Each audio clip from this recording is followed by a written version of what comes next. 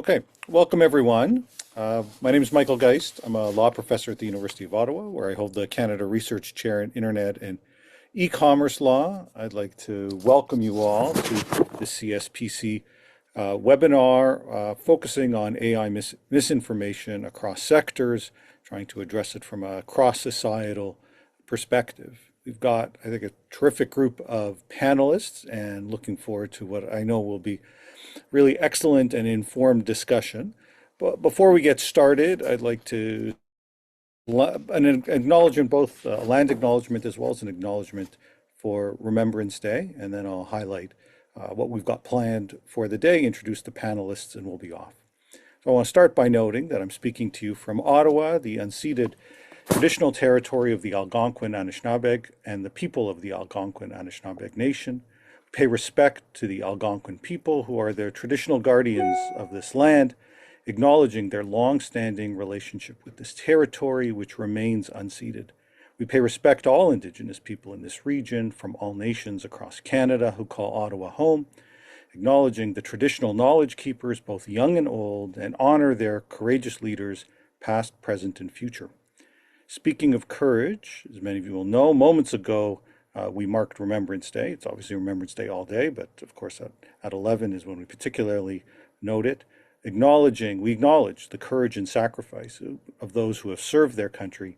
During times of war, acts of heroism occur frequently, but only a few are ever recorded and receive official recognition. By remembering all who have served, we recognize their willingness to have endured hardship and fear, taking it upon themselves so that we could live in peace.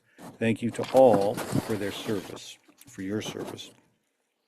So the plan for today's webinar is, I'll start with just a brief introduction of the various panelists. We'll give everybody an opportunity to provide some introductory remarks and their perspective on some of these issues. We want to engage in a bit of a dialogue around, moderated dialogue around a series of questions, but we're glad to see that there's many attendees today and would encourage people to pose questions, and we've reserved a significant amount of time toward the end of the webinar for your questions. The way in which you go about asking questions or raising questions is through the Q&A feature, which you should find at the bottom of the Zoom screen. You can use that to post your questions, and then participants can upvote or indicate which questions they would most like to see posed. And I will do my best to ensure that we get through as many questions, particularly those that people have indicated they really want to see raised for discussion purposes. So let me start by introducing each of the panelists. We have today with us Dr. Plinio Morita, who's an associate professor, director of Ubiquitous Health Technology Lab, Health Technology Lab, and director of the Network for Aging Research, all at the University of Waterloo. We have Dr. Yuda Treviranas, director of the Inclusive Design Research Center at OCAD University. Yuda is an expert in AI misinformation in the education sector and schools and the impact on marginalized groups and individuals. We have Dr. Nadia Nafi, Laval University. Nadia is a researcher and expert on AI-driven disinformation, deepfakes, and digital societal resilience. Finally, last but certainly not least, we have Dr. Fenwick McKelvey from Concordia University. Fenwick is an expert in political bots, information flows, and Canadian tech governance. Okay, so I think if you're joining this, you recognize that there are, of course, many benefits from AI, but there is also a need to address some of the concerns that and harms that can arise, and certainly some of the concerns around misinformation rise to the very top. And as I think we're going to see from this discussion, we see some of these challenges cut across various sectors. And so I think CSPC has done a really nice job of trying to ensure that we can examine this sort of from a broader perspective, looking at it from a number of different angles. I want to give each panelist an opportunity to get us started, perhaps focusing on some of the following issues. First, how AI-driven misinformation currently appears in your sector, the area that you tend to focus on. What are some of the most serious harms or concerns that you see arising from this phenomena? and a practical intervention. We're here not just to talk about the harms, but to think about some potential solutions. And so would love to hear about one practical intervention, whether it's policy, a technical approach, or even an institutional one that shows some promise. So why don't we get started first with a health related perspective? And for that, I'll turn the platform over, so to speak, to Dr. Marita. Good morning, everybody, and thank you all for joining us today for this lovely panel. It's a great pleasure to speak from the University of Waterloo and to talk a little bit more about deep misinformation in public health. This is a big part of our research portfolio here in the School of Public Health Sciences. Um, with the advent of generative AI and all the different chatbots and mechanisms that we're seeing out there for people to look for information, right? My biggest take on misinformation in health doesn't come from actively generated misinformation, but from the fact that people will ask ChatGPT and any of the other tools that are out there for health recommendations, right? And we have no way of tracking how these AI models are actually giving these recommendations. And oftentimes, the recommendations that will come out are based on content that is available online, but that content itself is not reliable. It's not coming from a trusted source, right?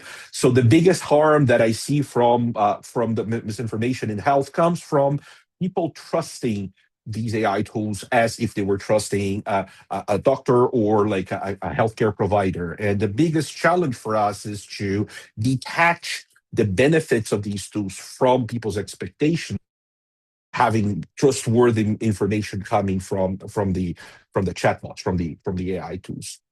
So if I had to think about one practical intervention that we would be using to optimize the use of AI tools, I would look at two. One would be like, let's focus on developing trustworthy AI models by trustworthy organizations, creating models that are based only on medical and reliable data so that people have a channel to go to and ask questions, right? Like a model that we know that only will only feed trustworthy information back to the users. The second approach, because again people will still use ChatGPT no matter what. We need to create policies that enforce and make sure that whenever these agents are giving health recommendations, there needs to be a disclaimer on the model saying that this is not clinical data. You should always look for a reliable source. I'll stop here. Thank you very much, and I'll continue with the conversation later today. Okay, well, thank you for that and getting us started. You've certainly given some food for thought, and I want to come back to some of the issues that you raised earlier, whether that's around the question of how you deal with some of these issues with disclaimers and the like. But I want to try to get everybody an opportunity to get us started, and then we'll get into some of that discussion. You know, education's been a big factor here, and we've got at least a couple of panelists who can speak to that. Let me start with Yuda, Dr. Treviranus. Can you get us started with some comments focused again similarly on what you see happening from a misinformation perspective, where you see some of the harms, and again offer up, just as we just heard, what some potential solutions might be. Yeah, I'll follow on from Dr. Marita, sorry. Most people became aware of AI and misinformation with the emergence of ChatGPT. I've been concerned about misinformation well before Gen AI and LLMs. My concern was with the pervasively deployed decision systems that predated LLMs and are used to make critical decisions in almost all domains: education, employment, health, as was mentioned, governance, city planning, warfare, politics, to name just a few. And let me explain. At its most basic, AI is mechanized statistical reasoning.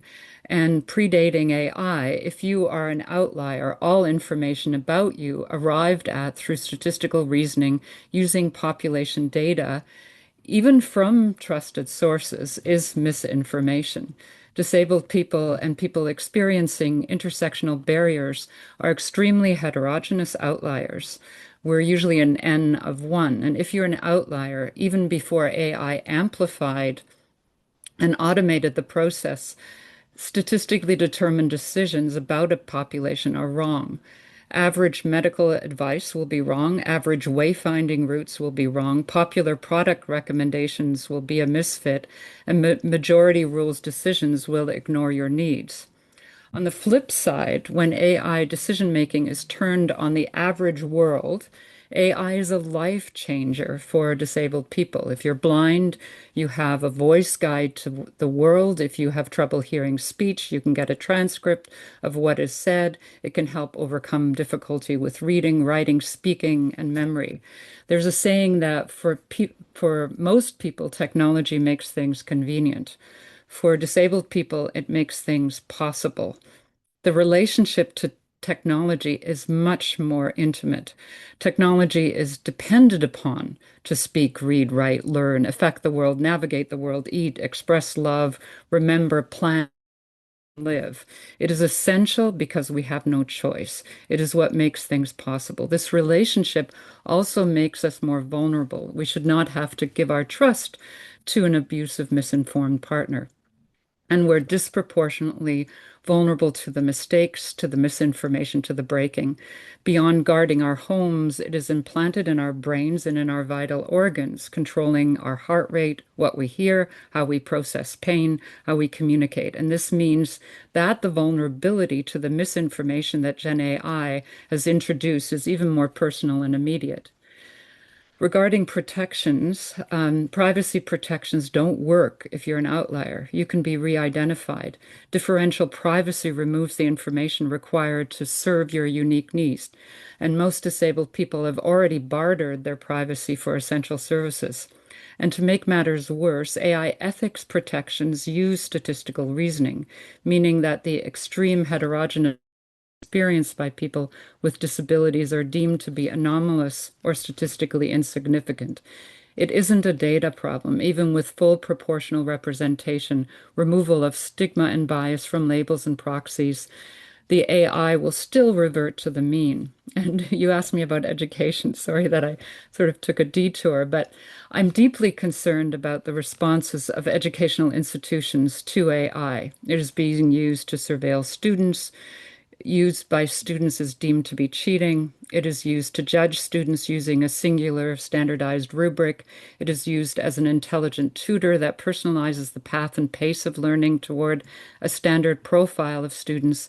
And it is provided to disabled students to assist in writing and speaking, eliminating difference and helping them to fit in and become average, blend into what is going to be created as a monoculture, and eliminating that comfort with difference. I think all of these uses are misguided and dangerous. We're turning our students into standardized conformant machines to face a future where more high-powered machines can replace them. What we need to do is create self-guided, critical thinkers that can differentiate themselves and collaborate across difference. And to get to the topic of today, we also need to train our students to find a more holistic, contextualized truth. We've become over-reliant on photographic evidence of truth and statistical significance, making us vulnerable to misinformation and sycophantic confirmation bias, ignoring the spectrum of realities and a complex context. Okay. So thank you for that. I mean, that's you've raised so many important issues that I think beg a lot of questions, especially and and I think we'll park it for a moment, but I want to come back to how we address how we get to precisely where the place that you want to be and how we address some of the trends. But before we do that, let's make sure we have a chance to hear from everyone. Dr. Nadia Nafi, I'll turn it over to you. Thank you so much. Thank you for having me, and I agree totally with everything that has been said till now. So, for me, AI-driven misinformation in education doesn't just threaten what students know; it threatens how they know. I don't know if you've come across the AI homeless meant, right? Because it gives like an example of what's happening. So young users generated fake images of homeless people sleeping in their bedrooms just for laugh. No one meant harm, yet the result was panic, humiliation, and even police intervention. It was a clear example of misinformation, so false content shared without really an intent to deceive, that nonetheless produced harm comparable to disinformation, which is deliberately manipulative. And that distinction matters because it reveals something new about learning today. Students aren't only the targets of falsehoods, they're becoming unwitting creators in an environment where synthetic content feels real by default and where generative AI normalizes manipulation as play. So the deepest harm isn't just intellectual, it's human. Synthetic media slowly weaken the trust that connects us, trust in what we see, trust in others, and even trust in our own judgment. When every image, voice, or lesson can be fabricated, uncertainty becomes the norm, and that erodes not just confidence in institutions, but confidence in learning itself. And this erosion doesn't stop at the classroom. We're now seeing AI generated reports, articles, even scientific papers with fabricated data and phantom citations. You're contaminating the very sources educators rely based reasoning. So the crisis is no longer about what students believe, it's about what we ourselves can actually still verify. And this is what we can maybe call an amplified crisis of knowing. It's no longer only about separating truth from falsehood, it's about maintaining the very conditions that make knowledge trustworthy and meaningful. But AI is not only transforming the information we consume, it's reshaping the very experience of learning itself. AI generated content is changing not just so what learners know, but how they understand themselves and others. When a student can ask an AI to write an essay, generate an artwork, or even clone their own voice, learning stops being about producing content or information. It becomes about deciding what's worth creating and why. And that's where identity, trust, and moral reasoning come in. We now see students wondering if I myself, is it still mine? Or when an image looks real but it isn't, how do I know whether my reaction, the sadness, the outrage, the empathy is still justified? These aren't theoretical questions anymore. They shape how young people build confidence, empathy, and purpose. And we know that AI can empower, but without guidance, it can start thinking for learners instead of with them. So creating new dependencies or amplifying exclusion. And if we don't teach students to question what they see and to recognize how their own digital creations can affect others, emotionally, socially, even politically, we have a risk of raising a generation that creates without conscience. And in that moment, the tool doesn't think for them. They use it to project influence without reflection, stops being a partner in learning and becomes a mirror of our own collective indifference. That's why I think our response cannot stop at must cultivate what we Can, can call moral digital agencies, the ability to anticipate the human consequences in one's digital acts. And to give you a very quick solution, like in my research project since 2020, we've implemented experiential workshops where participants create deepfakes and then they deconstruct them collectively. So they learn not only how easy it is to generate falsehood, but also how uncomfortable it feels to hold that power. And that discomfort becomes the starting point for real ethical reflection, something awareness campaign rarely achieve. Because when people experience the ability to deceive, even in a safe learning space, they begin to see manipulation not as a distant threat, but as a personal responsibility. They leave those workshops with a different kind of literacy, one that blends technical understanding with moral awareness. So today, AI and synthetic media must be integrated across curricula, not isolated in some courses or media literacy Every field, from business to health to education, must now ask, what does it mean to act responsibly when the line between the real and the synthetic disappears? That means redesigning both what and how we teach. So first, we need to make the role of AI visible, help students see who and what co-authored their work.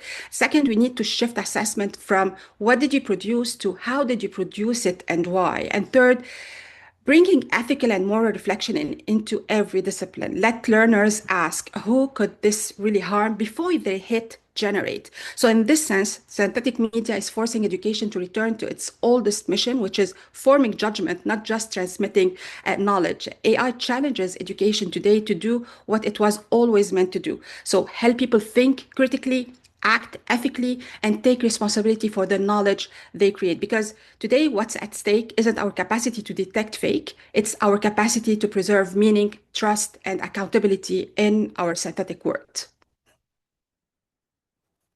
Okay, thanks for that. That offers us, some parallels in terms of concerns, but differences in approach, perhaps. And I want to come back to sort of much of what you had to say, including that ability to identify and how we address some of those things. But before we do that, I was sure we also hear from Fenwick.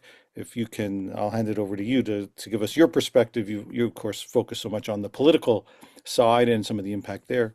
Feel free to talk about that or whatever you think best to intervene at this moment. Yeah, thank you. And thanks, Michael, also for the introduction and the great moderation, all my panelists. It's really lovely to be here and to talk through this issue, which I really want to emphasize is a multifaceted issue. I mean, when we're talking about artificial intelligence, as my colleague Nadia mentioned, is kind of a whole of society approach. And that one thing that I just want to reiterate is that the rapid adoption of AI is something which is slightly unprecedented. And it's this challenge because we've really gone from ChatGPT being released, my neighbor downstairs, and him explaining how he's building his deck, talking to ChatGPT. And that change in use habit, the uptake is, I think, really one of the parts that makes this such a pressing challenge because it's moved at such a pace. And that we also see it impacting all these different sectors. Now, in my own work, I've really always been focused on these questions of how new technologies impact in work and media, and particularly media and politics. And I think one thing that I want to unpack is just there's artificial intelligence, and there's just how much our media landscape is changing right now. We're seeing a shift from YouTube replacing conventional television, so that when people are going to watch TV, they're watching channels on YouTube.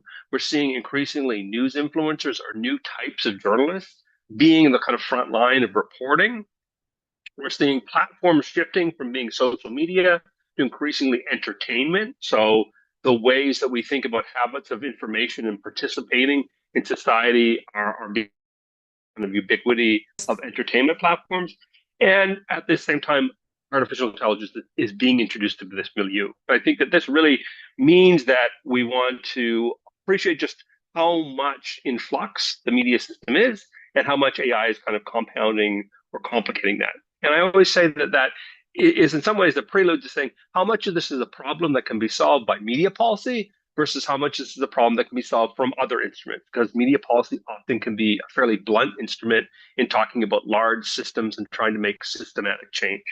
So in that sense, I think it's important to realize that the tension we're at now is that AI is not only being uh, becoming a problem on social media platforms, but it's also something being pushed by large technology firms as well. And so you'll see this challenge where there's a kind of twofold happening where there's a push for this to happen, and then we're also seeing the negative impacts.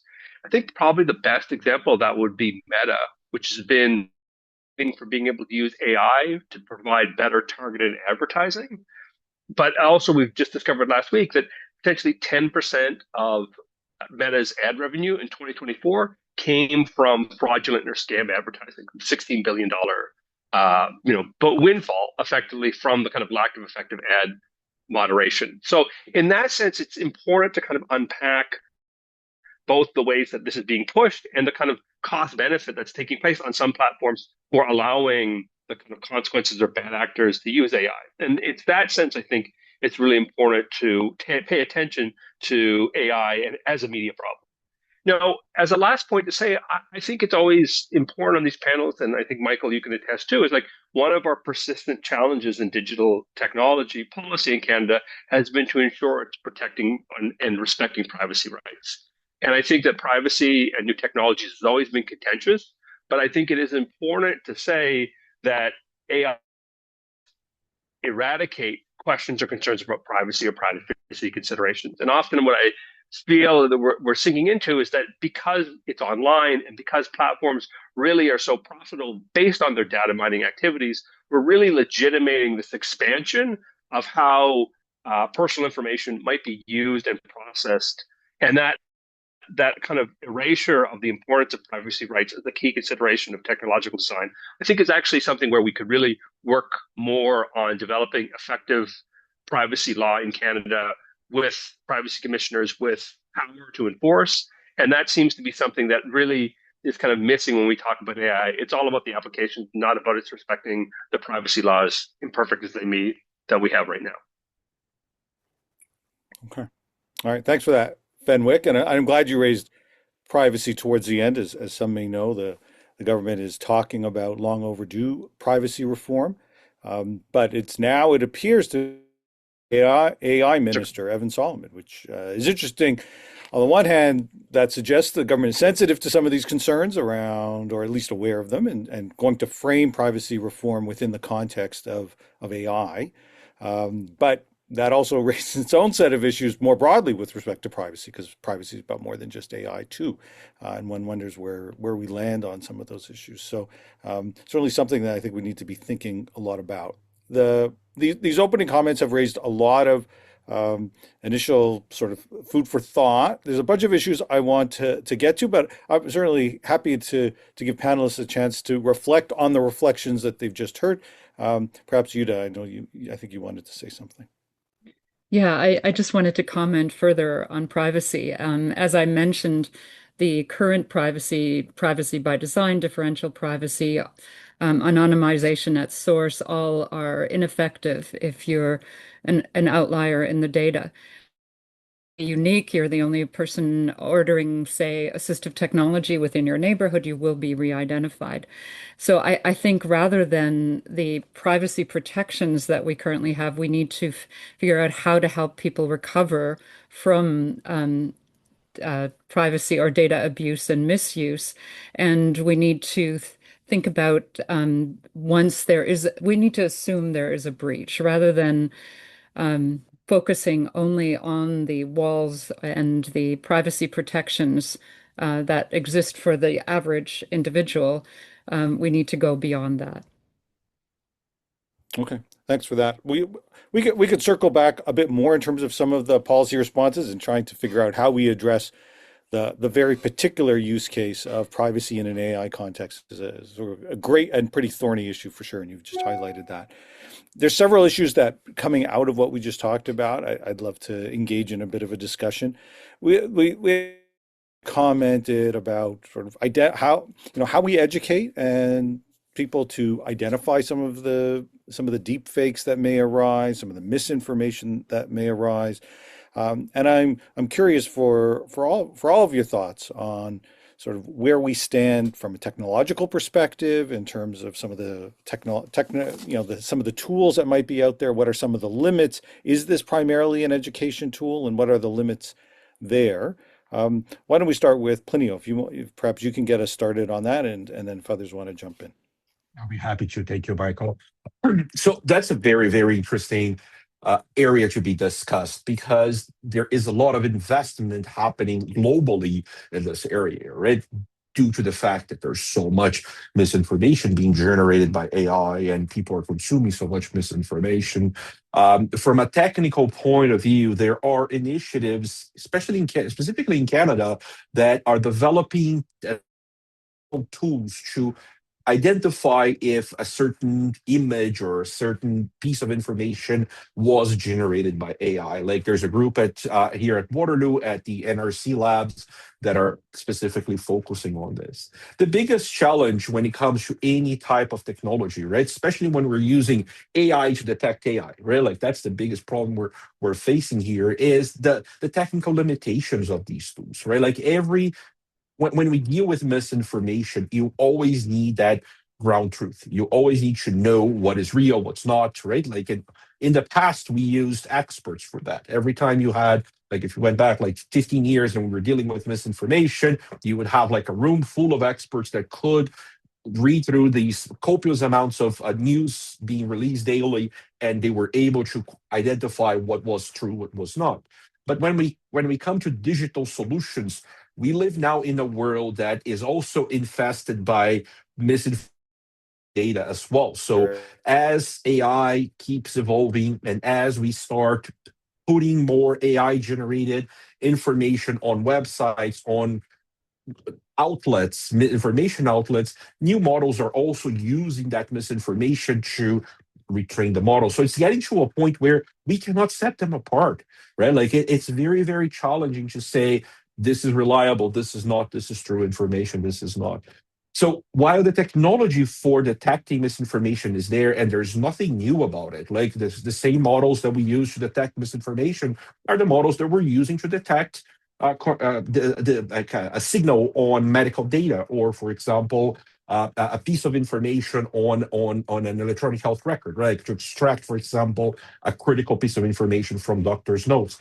It's the same model, the same technology. The only challenge is that we're moving to a world where information and misinformation are one and the same, right? Like, and we're going to reach a point very quickly, if we haven't reached that point already, right? We're not going to be able to tell them apart, right? Like, and whenever our sources of truth, our reliable systems will already be infested with misinformation. And this is seen, like you observe this in, for example, I've been working with the development of standards for a few years, and we observe that in standard development communities, right? Because people were using ChatGPT to ask for recommendations on area to investigate, and ChatGPT was feeding them not fake information, but hallucinations, right? And that information was reaching the standard development communities.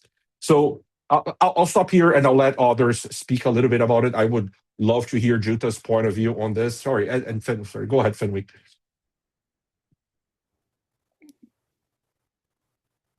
No, Pino, I think one of the things that I think is really important to take away, at least for me, is that very often I see what's being positioned as the solution of AI is more technical solution, and that the way we're going to fix cheating is by having better AI to detect cheaters, or the way that I'm going to cope with more content is I can use AI to grade things.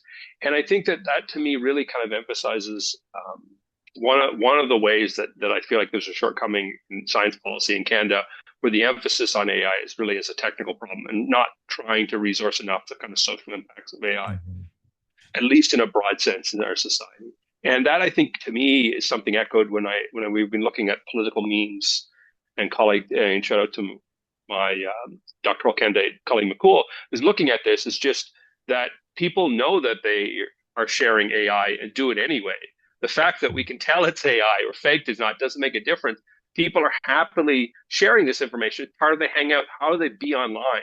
And the tension I think we have now is that, like, where do we try to get at some of the kind of root motivations at why to use this technology? And that's not going to be something we'll ever be able to detect technically. We can tell it's fake or not, but really what we can't get at is why people are doing that. At least for my students who have to work full-time jobs, AI is appealing because they don't have enough hours in the day to do all their homework.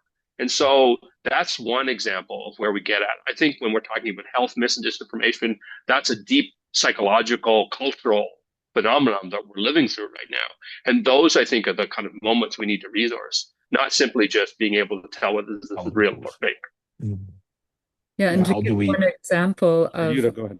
yeah, sorry, a technical solution not actually working. I mean, prior to the misinformation, there was an attempt to remove bias and toxicity with toxicity filters. And unfortunately, that backfired quite significantly. So we have people with facial differences being canceled from Instagram.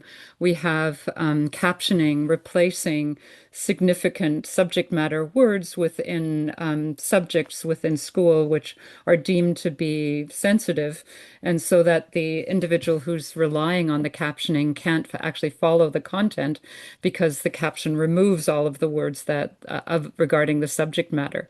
So I agree. I mean, we need to go beyond a technical approach to these issues. Okay, Nadia?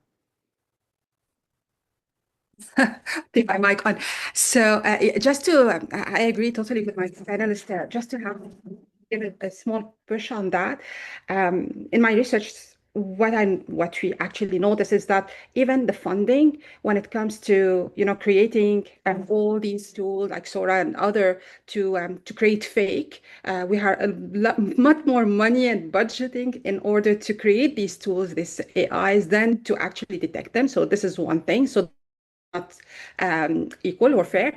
And the other thing is that if we have a detection tool, regardless what it is, if it's working or not, we can see that big companies can have access to this, but not everyday's like people, right? Like it's not accessible. The technologies to create fake are accessible, but not the detection tools are accessible to citizens and all of that. And the other thing that Fenwick talked about the whole human aspect, when we talk about the solutions, not only technical, because till now we're talking about misinformation as if like it's simply a false information that was circulating or was created by AI or hallucination or whatever, but it could actually be a part of a disinformation, right? Like a deliberate creation of false that has a target and then is being shared as a misinformation by people who don't know that it is false, and it works on all our cognitive biases and stuff like that. So when we're trying to detect it with technology, it won't help because it's entering our biases and it's starting like it's being there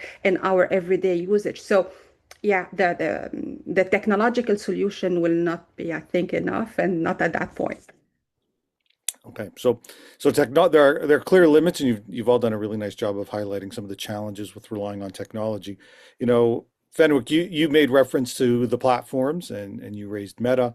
Yuda and I served on a digital advisory board several years ago with the Sidewalk initiative in Toronto. So Google was at the heart of that, and so platform responsibility or accountability or liability has been a big issue. They obviously sit at the heart, not just of what they've been engaged with, whether through social media or some of the platform issues, but now in this world of AI.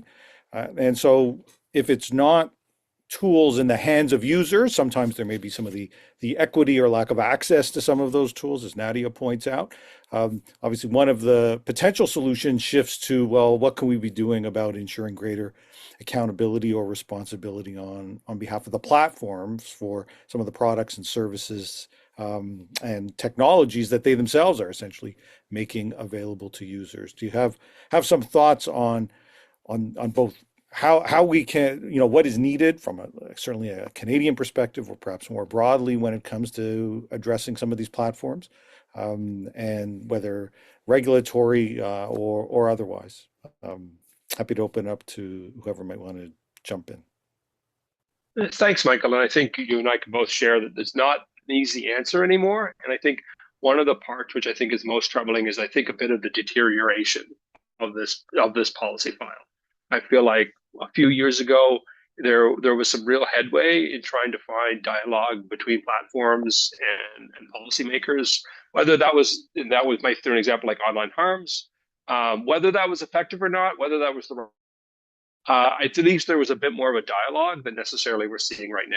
And certainly the Meta's involvement and Google's involvement with the Online News Act, which can also is a bill that we can say whether there's a lot of talk about there, but just in terms of the dialogue, it's really we're in a bit of an impasse about how to actually restart conversations around good platform governance. And I think that that's a fairly big challenge now because there is, I think, a growing motivation with what's going on in the States to really kind of de-anchor platforms'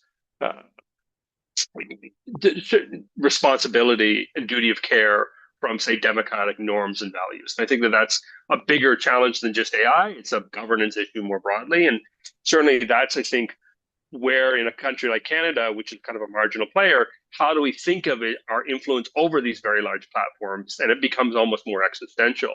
The way that I do think that there is a really that we've always talked about concerns about online advertising. I raised the kind of concerns about scams implicitly because we know that it's a fairly online advertising is a fairly complicated, concentrated marketplace with two big firms that have a shoddy record of enforcement. And it seems as though this is one of the ways that's driving or at least monetizing the production of a lot of AI content. And certainly, I think greater scrutiny of online advertising, at least in terms of truth in advertising, if we're talking about AI content, as well as some of the concerns about how these AI systems are working and whether there's actually some bias or some fraudulent behavior baked into kind of some of the auction systems, really speaks to a core area of accountability that I think is long overdue. And so I'm not hopeful we'll get there, but I definitely think that's something that is key. And I think also positions it from a bit more of a dialogue approach to something which is, I think, has become a bit more antagonistic, regrettably, between platforms and governments. So I'll follow the money approach a little bit in terms of some of where that revenue is being generated. Nadia? Yeah, I totally agree because the problem starts today with the business model of these platforms. Like what drives their algorithm isn't truth. It's like the engagement, and what is the most shocking is like and emotional is the things that are spread. So false content, you like spreads faster than anything that is happy or a fact. So I think that one of the things that should be done is, like changing the how actually things get rewarded. So instead of prioritizing clicks, we need to really think about, fact checking, how this could make a difference. We also know the whole standard of the C2PA. So instead of being, optional, it should be maybe enforced.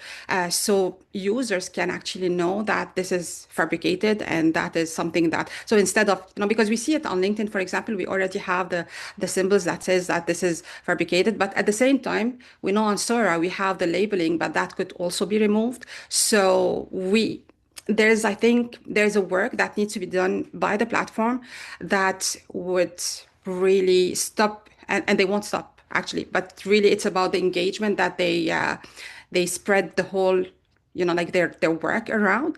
So it's really about changing how the information is spreading instead of and making sure that people would actually like understand, because we need to teach people again, going back to education, when they are labeling, when there are things that are spread differently, etc., how they can understand that this is this is misinformation, disinformation, not true stuff and facts.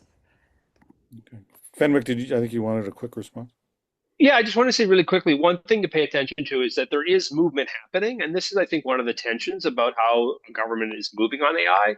So you have the Honorable Minister Evan Solomon really pushing the economic agenda for AI. And yet there's really interesting discussions happening right now at the CRTC about whether AI is Canadian content, which, Michael, I'm sure you'd appreciate. And I mean, that actually is a kind of fraught question. And I think that one of the things is what we need to get at is where, because of regulatory history, advocacy, lobbying, Canada is moving quickly, and where are the places it's lagging behind. And I certainly think that you can't just think of AI as only a media broadcasting issue. And where do we see movement around, say, something like algorithmic accountability and some of these other files that are lingering? And I think that that's something really to take an advantage and puts a lot of weight on that minister's shoulders, which I think is about building actually the effective institutions to deal with these problems. Yeah, you might think that, Just although, like to sorry, just I'll turn to you in just one sec, Plenty. I mean, you might think that, but it does seem to me we've got a minister that has talked about us, the government, having over-indexed on AI regulation, which was taken to mean that there is a shift in many ways away from that. And I think we're seeing that in Europe as well, where there's this perception that the EU approach to AI regulation, which I think many in Europe thought would serve as the model, the so-called Brussels effect, leaves many of those countries uncompetitive relative to those countries that have taken off some of the guardrails or become less aggressive when it comes to regulation. And so far, anyway, it sounds like Canada is sensitive to some of those concerns at a minimum, and it's maybe trying to thread the needle a little bit, but it certainly isn't easy. Sorry, I didn't mean to cut you off there, Plinio. So I just wanted Here we go. to add that I think what we're missing globally is a unified strategy around misinformation, right? Like if you look at what like the UN like has done from a health point of view, and how all the different the WHO initiatives, right, like are all aligned, centralized approach to on how to deal with misinformation. I think we are at that point where society needs to advocate for more investment in this area. Biggest issue that I see right now is that misinformation is seen as this, oh yeah, it's a small problem. We'll deal it with whenever we have to deal with it, right? Like, or we'll just have like an expert to counteract some of this misinformation that is flowing out there, while our students are being trained with misinformation, right? Like misinformation is becoming part of their basic academic knowledge, because they're trusting these AI tools that are out there, and they are using them as reliable sources, right? So I think in a few years we're going to reach a point of no return, and I think I'd rather be working in the world where we were more proactive and we're able to mitigate some of these issues before we reach that stage. Nadia? Quickly, I just want to do a huge push to what Dr. Morita just said, because I've been talking about deepfakes and disinformation and misinformation since 2019, and until like ChatGPT came out, that my environment started to take things a bit seriously. So even though the World Economic Forum put disinformation and misinformation, the global risk for the coming 2 years and the fifth in the coming 10 years, it's as if, like people are not realizing how serious it is, and it's affecting every area in our being. So I totally agree with Dr. Morita about like raising this awareness that things are getting really serious, and it's affecting every area, every discipline, every domain, and it's affecting immensely our students and how they deal. Because, and just going back to Dr. Merita, I'm working with nurses, and so they're their digital, their AI competencies and stuff like that, and towards like deepfakes, and making sure that they are aware of this existence. But not only they have to develop their competencies, they have to be able to now deal with patients who are coming misinformed because they are on TikTok and they are following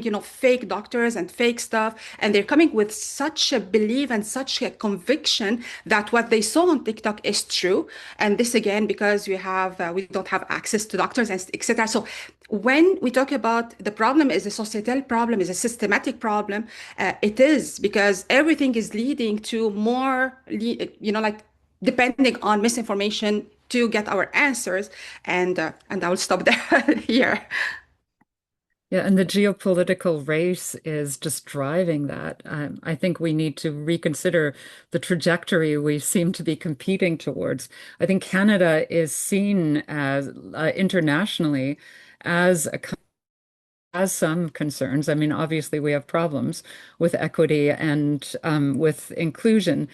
I know that we're not in terms of procurement, we don't have the type of power that other nations have, but we could play a role in gathering interested parties internationally to try to address some of these concerns. Okay. Now, so are some of those global approaches are certainly it's important, I think, to be part of that. I saw you put into the chat the way in which Minister Solomon constituted the expert advisory board, or his latest expert advisory board, has certainly attracted some attention for who was not on that panel as opposed to who was, in terms of some of those perspectives. We've had many of the panelists sort of talk about equity issues, but you really let us off with deep concerns about how some of these technologies have the potential to directly affect pronounced manner vulnerable populations, raise real equity issues. I wonder maybe we can shift the discussion a little bit to some of that, and perhaps expand some of your thoughts on those aspects. Who's most at risk from your perspective, and share some of your thoughts on these issues. Yeah, so AI is basically accelerating, amplifying, and automating existing discrimination, right? The pool of data that we have trained AI on, the metrics that are used are biased against the people who are already currently at the margins. And so it is making everything more difficult for people that are already struggling and everything better for people that are already doing well.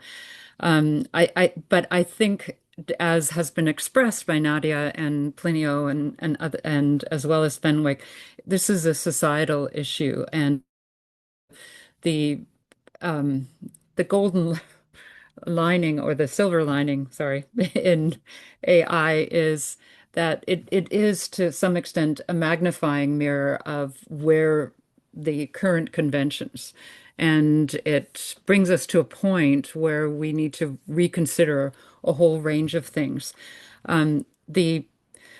The metrics that AI was aiming for and what we've been pushing for is the Turing test. So can it fool anyone to think that it is as good or better than human performance? But I think the a much more appropriate test would be the Weizenbaum test. So for those of you who aren't familiar with Weizenbaum, he had Eliza, which was the first chatbot, and so his test was who will benefit, who will bear the costs, what will the technology mean for future generations, what will the implications be not just for economies and international security, but also for our sense of what it means to be human, and is the technology reversible? And I don't think we ask any of those questions. It seems to be a push for adopting it in almost anywhere and addressing all of our problems using AI.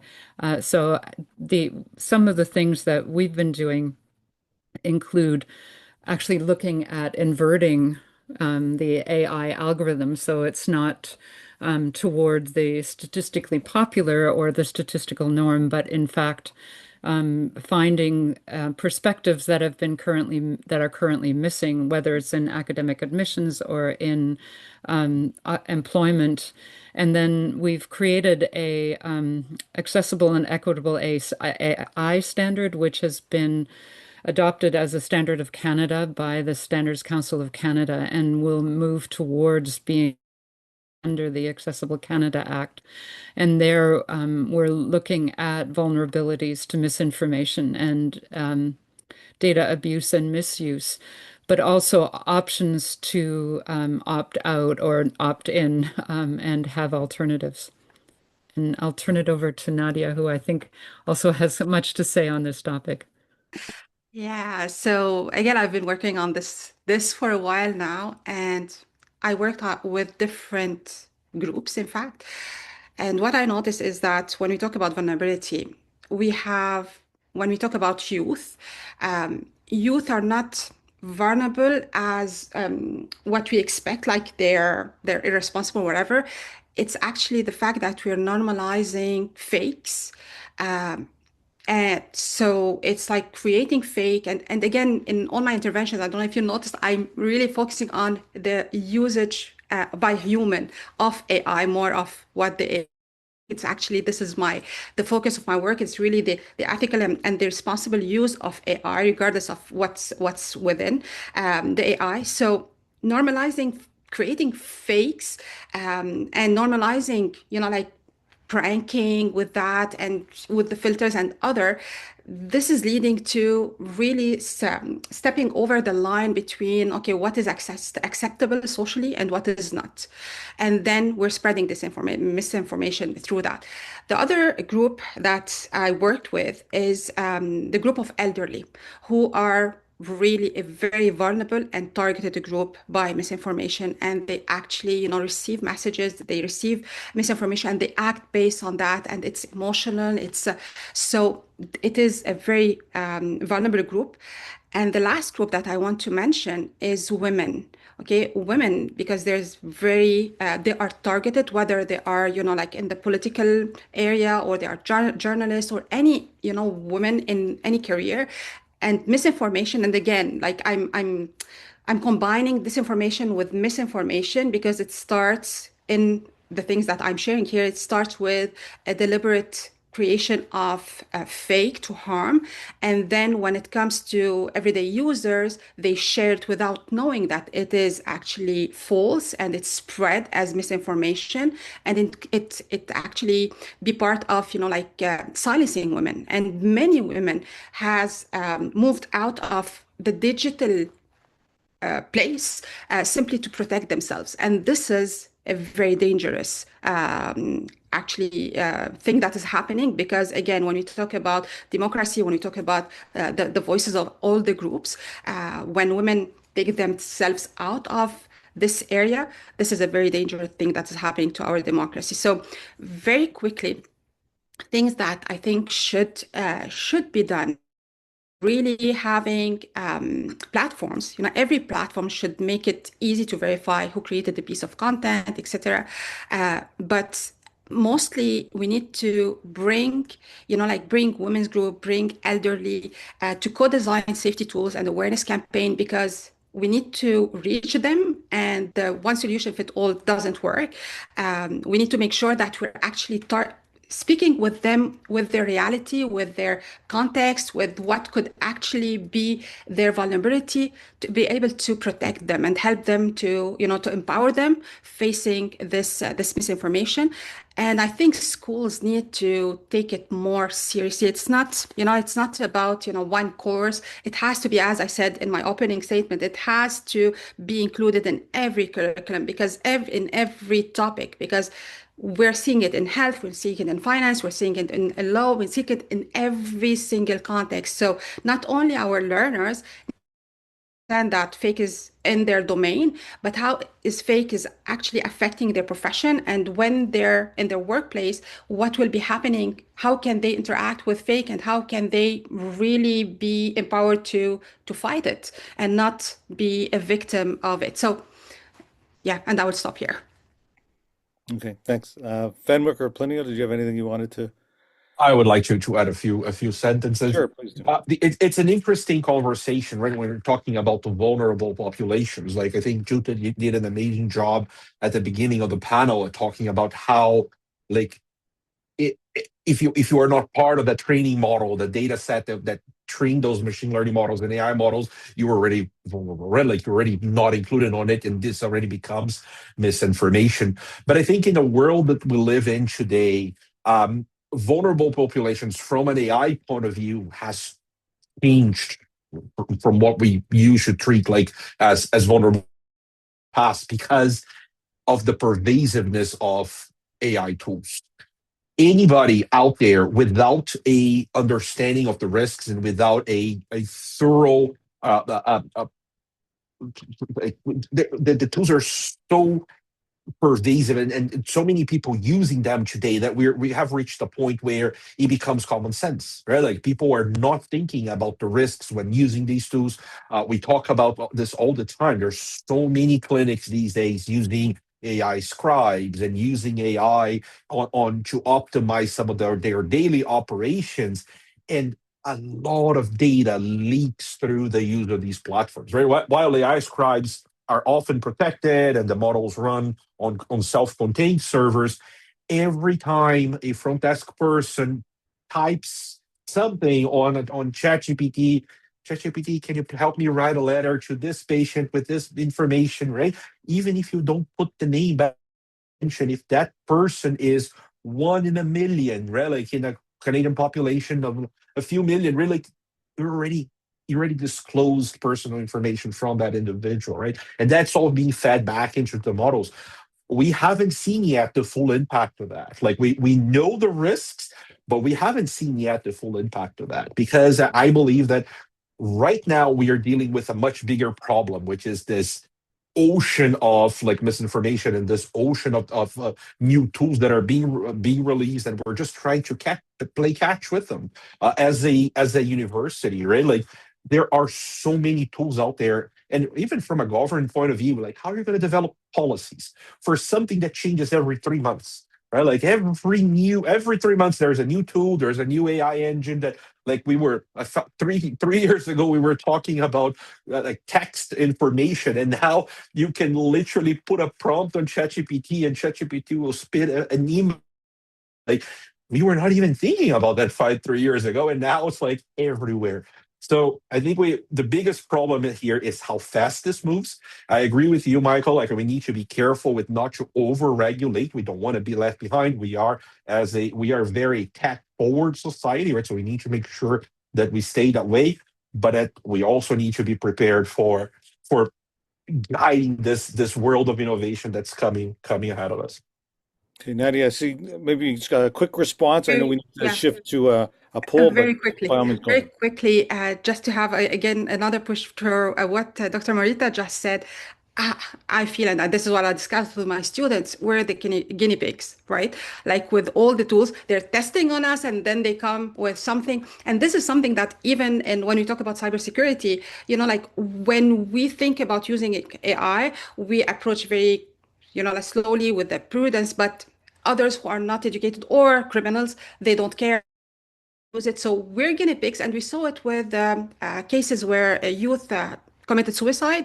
So it was after the young person committed suicide that we have the parental control, but is it really working? So they're testing on us, and then they're coming with solution, and then they're testing again, and we're falling into this game. We're playing actually the game. Okay. No doubt all of you raised some real interesting challenges. I want to see if we have some time to talk a bit about policy responses. We'll do that as part of the last 30 minutes that we've got. We'll do two things first, though. First, I want to encourage anyone who's got any questions to please put those in the Q&A. We've got a couple that we'll come to, but if you've got others, by all means, please add them, and we'll have a chance to get to them. Before we do that, and before we have a bit of a policy discussion, I know that Kim has a brief poll that she'd like people to complete. So Kim, and give people the chance to fill in the poll.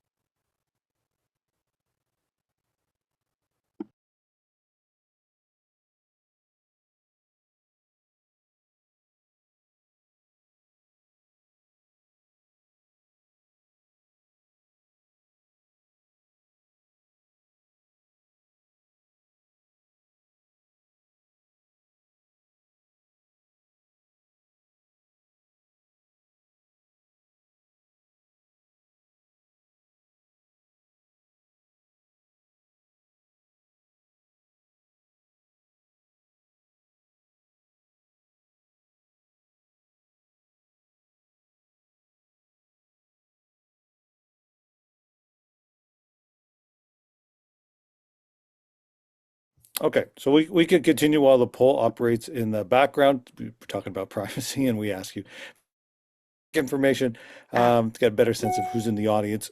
We've got a couple of questions, but before we turn to those, let's have a bit of a policy discussion. We've made a couple of references either as part of our discussion or in the chat to the government's efforts, and the government now having appointed an AI minister in Evan Solomon.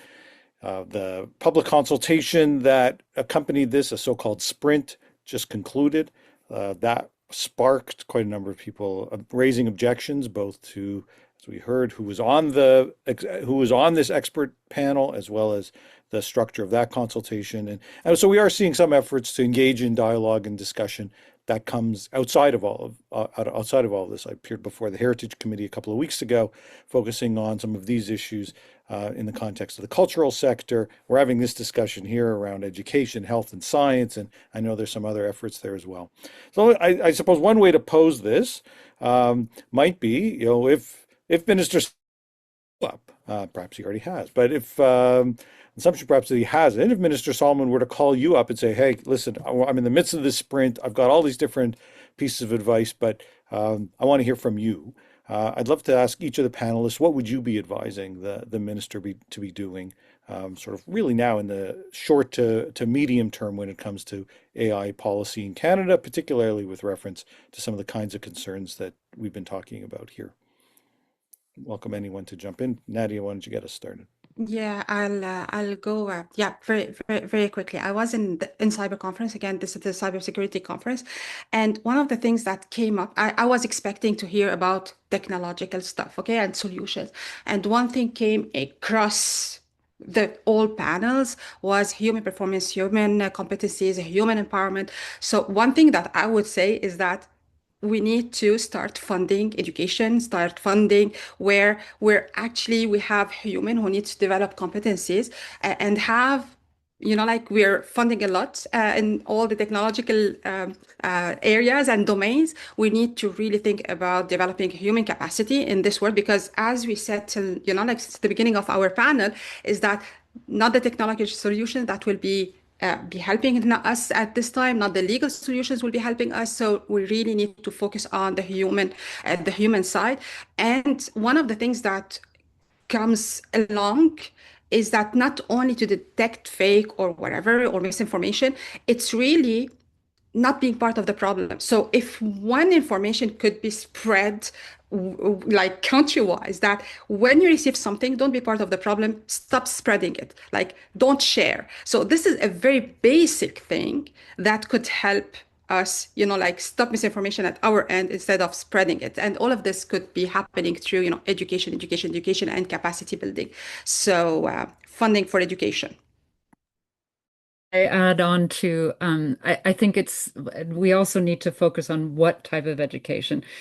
We've put an emphasis on STEM, on learning to create AI as opposed to critical thinking about AI.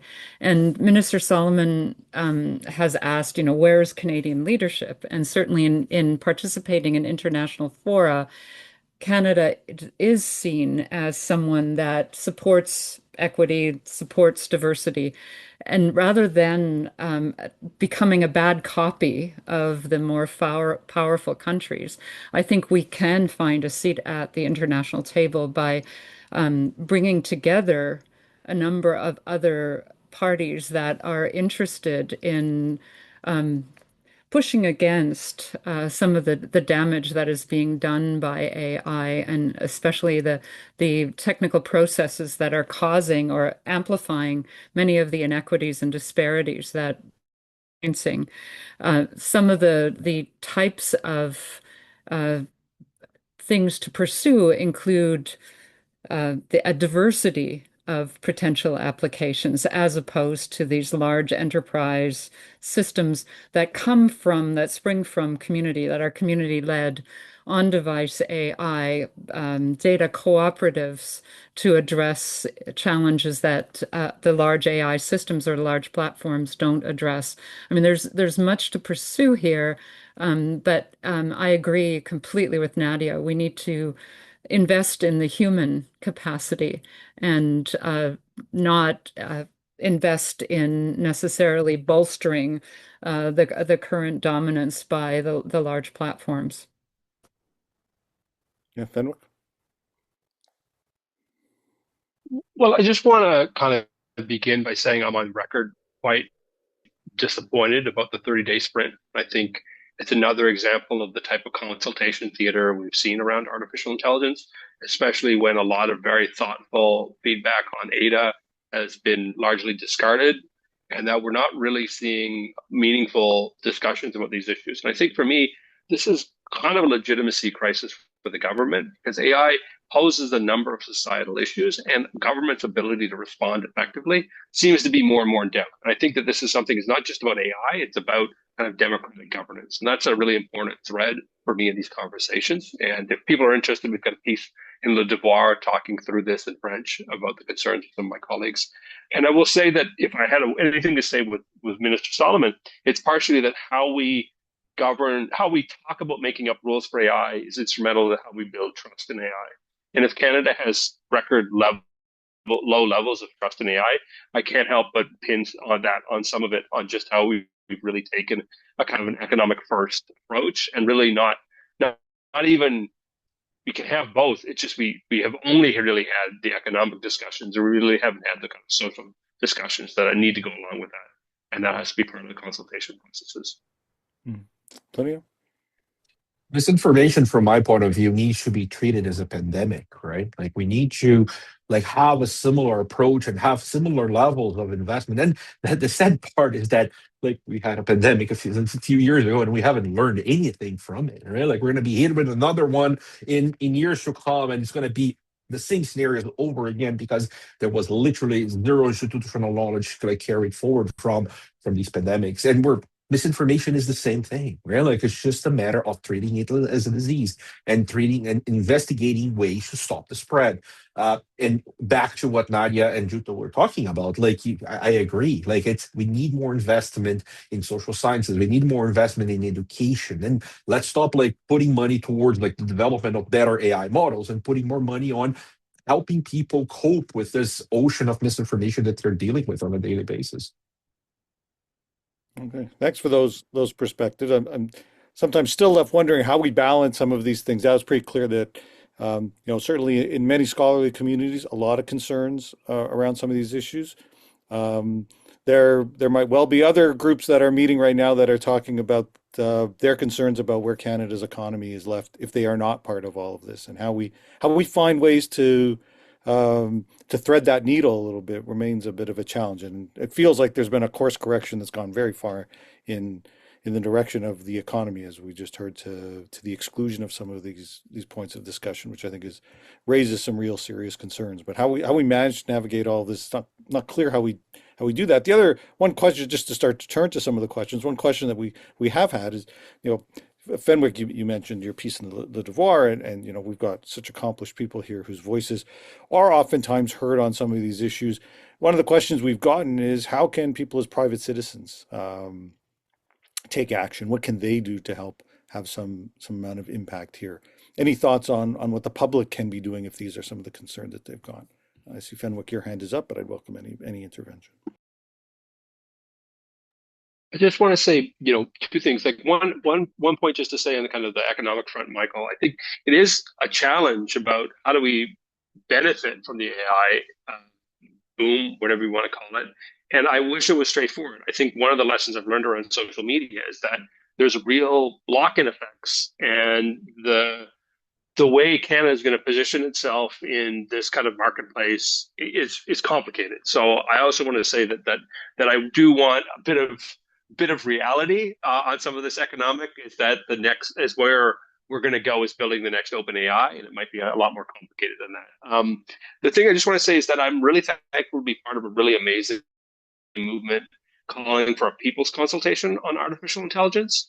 And all I want to say is I would encourage you to kind of like pay attention to this in the coming days, because what we're doing is we're developing and drafting these questions. And so the people's consultations will be coming up in the next few months. And this is, I think, a chance for a really, and I'm just a small piece of a really broad coalition of civil society organizations calling for better reforms on artificial intelligence.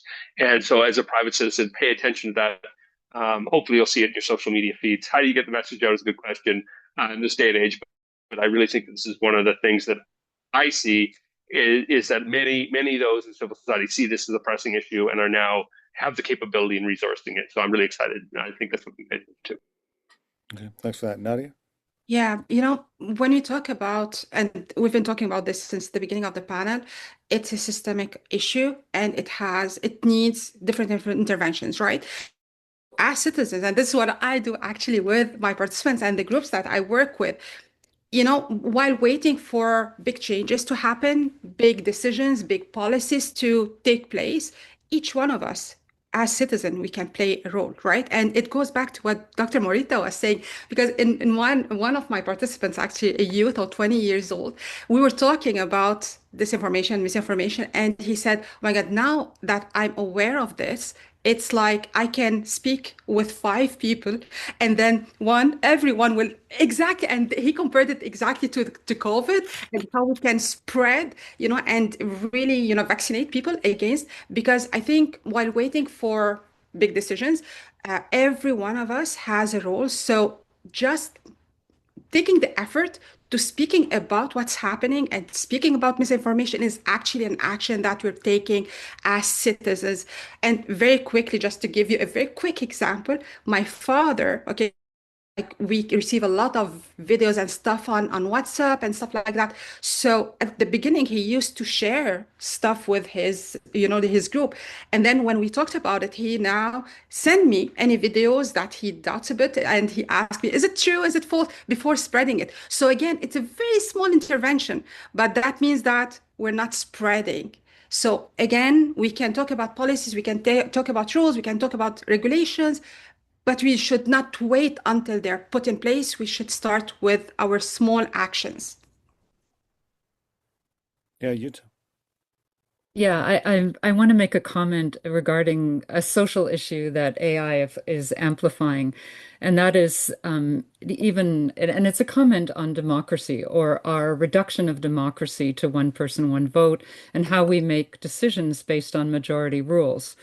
If we don't consider the full spectrum of issues, if we continue with this mode of decision making, then the critical needs of the minorities will always be outweighed by the trivial needs of the majority. And so I think, I mean, AI is amplifying this, but there's a need to question just the metrics, the past, and even those things that we see as trusted decisions, even those things we see as democratic decisions. We need to really reflect upon what are these patterns.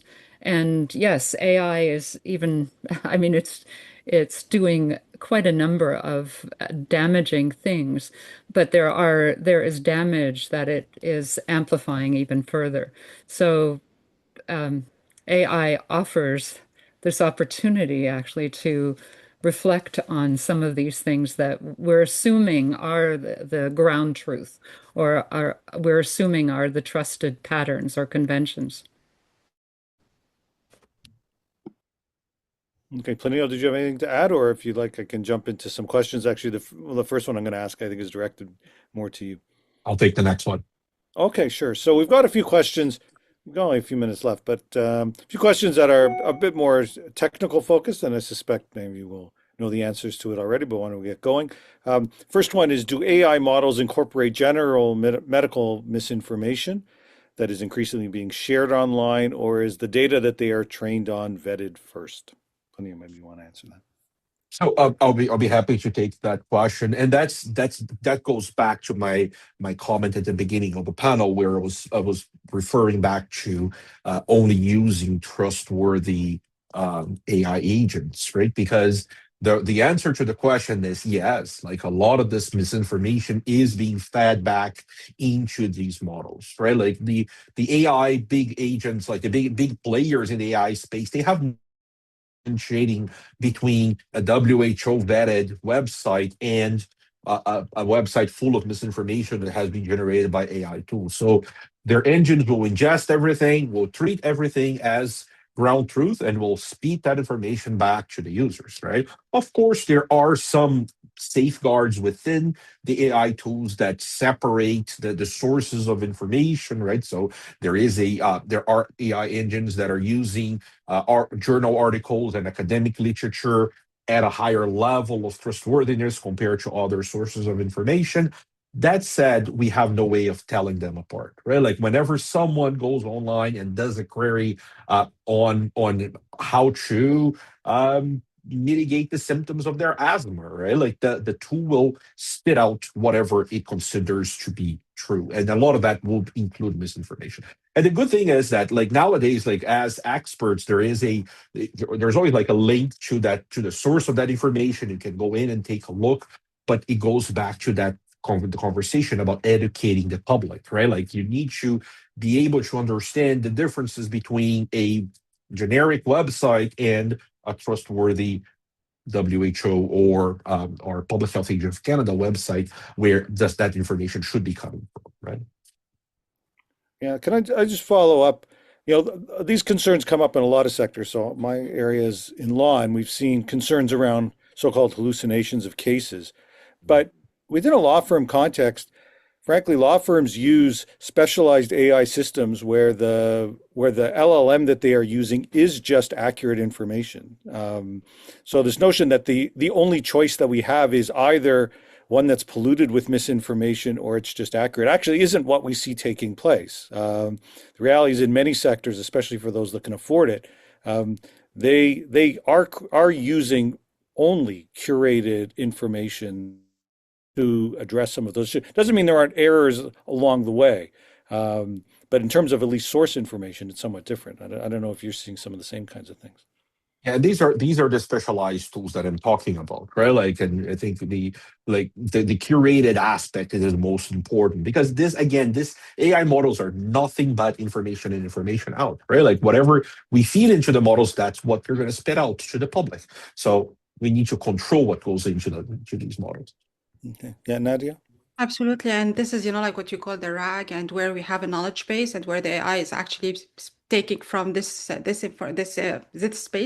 But this is not everywhere. I don't know if you saw passing the Deloitte case, the scandal actually with the government, the Australian government, where the government asked Deloitte to write a report, produce a report, and it was full of misinformation that was after like published by the government and then retracted. So even though Deloitte, you should expect that they are using similar to really a knowledge base where we have really validated data. It's happening. And the other example that I was also examining is the Stanford they do their research, and there's this concept that it's called now the work flop, or I must like I'm okay now I'm losing my word, but what does this mean is that employees are actually using generative AI to come with their reports or whatever they stuff, and it looks super genuine, super real, and super like lovely. What the content is very of high quality, but at the end, at the core of it, it's really nothing, and it's taking hours and a lot of money and investment to clean the things that are being shared. So again, like you're expecting organizations using verified data and having this knowledge base where their LML, their learning management system, like all they're retrieving from there, but they're not. Fenwick, I saw you putting something up there. Did you want to say Yeah, something? no, the AI camera blurred it out, but just to say, Nadia, work slump is the word here. And but I mean, I just think that one thing quickly to say is that I think Michael, a lot of people are touching on this. Is that this is a big question in AI is around data provenance, and I think I don't want to normalize that some of the sloppy data provenance that goes into the bigger models negates all of the ways that we can train and build AI. I think sometimes that's kind of a literacy question. Is that if you're looking at something like Common Crawl, which is collecting everything on the internet, which is really used in some of the bigger large language models, there are some questions about what's happening there. And then if you're talking about a more secure pathway, maybe using OpenAI, there's different opportunities here. And so I do think that that's something where part of the problem is by overstating the capacity of AI, we lower the ability of differentiating different models and their data provenance. And I don't think, I mean, I want to reiterate that it isn't just a data problem. Even if we have full proportional representation, even if we eliminate all the bias in the labels and the proxies and all of these things, it is still a statistical reasoning machine. And so it is going to propagate the disparity that already exists there. So I think we need to, and of course, this is an even larger issue than just creating bottom-up data, curated data, and finding the misinformation in the data. It means a complete retooling or reimagining of how we use these systems. And I just want to say that just one thing. This is always the part in the conversation, but like politics is super messy, and that's one of the challenges here. Is that when we're talking about things like vaccinations becoming politicized, like what is fact and fiction really gets blurred because this is political opinion too, and the fact that we can't agree on it is part of what is politics, and that's I think the context when we want to be evaluating these AIs because nobody agrees on these things. That's why we have structures that institutions that allow for this debate. And where's the balance between having kind of intractable disagreements, and where's the place where we want to say, well, this is something that's factually incorrect. And I mean, the problem is that AI is never going to be the arbiter of that because humans aren't either. Yeah. Can I just ask you, your point of emphasis on sort of the push to the middle and the exclusion at sort of at the ends or those minority views. I do wonder in a healthcare context, um, is it, my wife's a physician, and so she's it's relatively, I mean, it's large, and she works hard, but it's still relatively small in the overall scheme of things. Is it not the case that it's actually an AI system that is far better positioned to identify the outliers, the literally 1 in a million case that might not occur to the average physician providing treatment, but an AI system, given that it has seen potentially, I'd say millions of these cases, if you've fed it that kind of information, it actually is going to find the outlier. It'll find the outlier, but it won't understand what to do with the outlier. So one of the things that we're seeing a rise in iatrogenic death and illness, meaning a rise in death and illness caused by treatment of people that are outliers. And that pattern occurred even before AI with evidence-based medicine, because if doctors are required to prescribe treatment, and if the insurance companies are saying they will not fund the treatment unless it's verified by, say, a medical calculator. The doctor does not have the leeway to look at the person and say, this evidence-based approach, it doesn't fit you because you're an outlier and we should be using something different. So yes, I mean, AI can identify what is an outlier. But the other issue with AI is that it appears most confident when it's repeating stereotypes and when it's repeating something that has been predetermined within stereotype systems. So I'll just give a very, very quick, simple example because I have been using large words. But for example, we just did a poll, but many people are seeing the Mentimeter or other things within these types of gatherings where there's a question asked, everybody comes up with a response. The response largest number grows and moves to the middle, and that's what everybody piles onto. We've been looking at an inverted one where the novel, unique words appear. I think we need to look at the spectrum. We need to have not a singular version of what is truth. Truth needs to be contextualized. We need to have a richer sense of what is true for a variety of people. So personalized medicine or specific medical recommendations that address not just the average, but everyone in their full diversity, I think is something that we need to push for. And at the moment, that's not what's happening. We're not funding personalized medicine.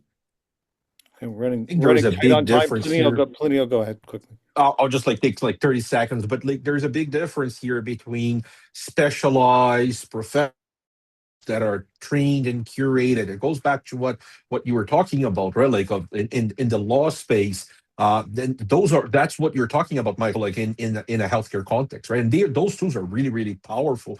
But the biggest problem is not in the professional space, right? We're talking about the impact that ChatGPT has on our public, right? Like and how those tools are completely out of control. So I think there is a big value, yes, Michael, in identifying the outliers, and that's why AI is so powerful in legal context, in healthcare applications from a clinical point of view.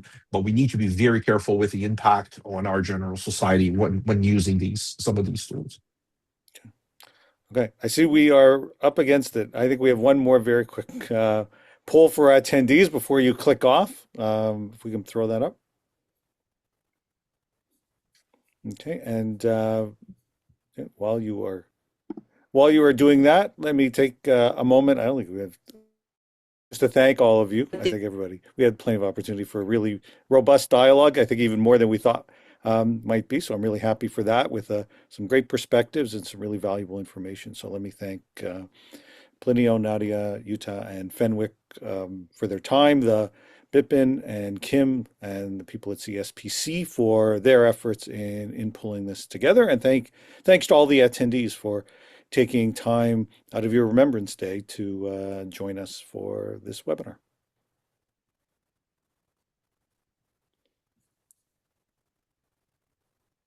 Okay, I think we can say goodbye. Excellent. Thanks, everybody. Alrighty. Thanks, everyone.